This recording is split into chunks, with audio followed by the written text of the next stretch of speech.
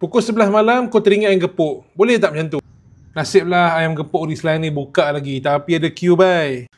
Bukan aku seorang je, rupanya ramai lagi nak makan ayam gepuk. Aku ambil set combo ni ada air sekali. Okey lah, harga dia tak adalah murah, tak adalah mahal sangat. Tapi kena tunggu lah, lebih kurang dalam 15 minit. So ni aku tengah menunggu dengan penuh tak sabar sebab aku tengah lapar anjing. Aku ambil set biasa je. Dapat tempe, dapat tahu. Tapi aku suka tahu je lembut-lembut. Jarang ada. Kicap tu as usual lah, wajib kan. Bila tengah lapar gila kan, kau dapat ayam yang crispy, panas, dalam soft pula dengan sambal ni. Allah kan, nikmat gila.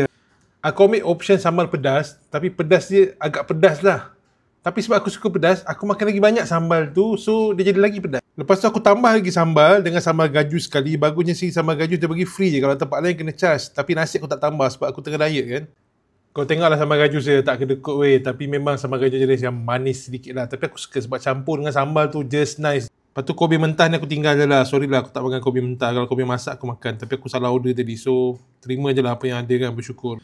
So berakhirlah kisah aku makan ayam gepuk pukul 11 malam. Bye.